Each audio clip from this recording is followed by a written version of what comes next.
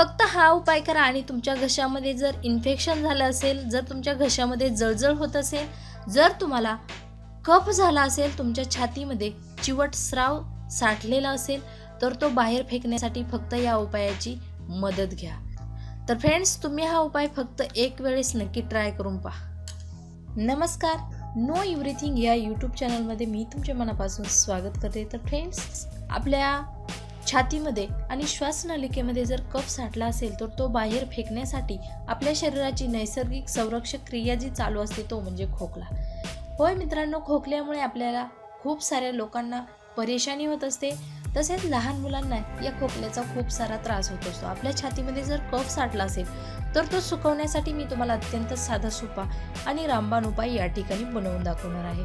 त्यासाठी आपल्याला जे साहित्य लागणार आहे त्याची आपण सुरुवातीला ओळख करून घेऊया.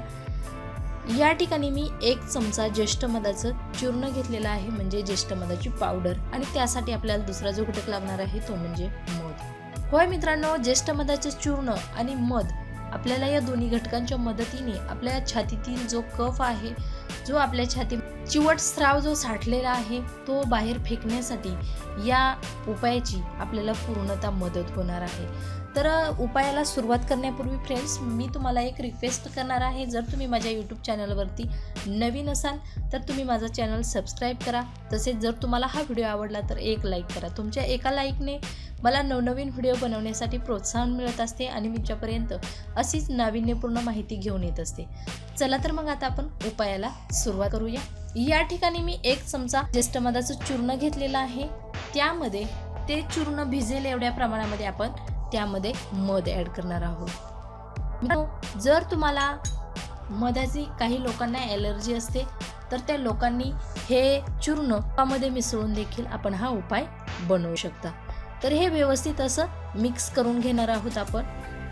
आणि आपण हा उपाय रात्री झोपण्यापूर्वी करायचा आहे. रात्री झोपण्यापूर्वी हा उपाय केला तर आपल्याला त्याचा खूप सारा रिझल्ट जाणवणार आहे आणि तुमचा सकाळी कफ छातीतील चुकलेला असणार आहे. होय मित्रांनो, या उपायाच्या मदतीने तुमचा एका रात्रीमध्ये कफ पूर्णतः बरा होणार आहे.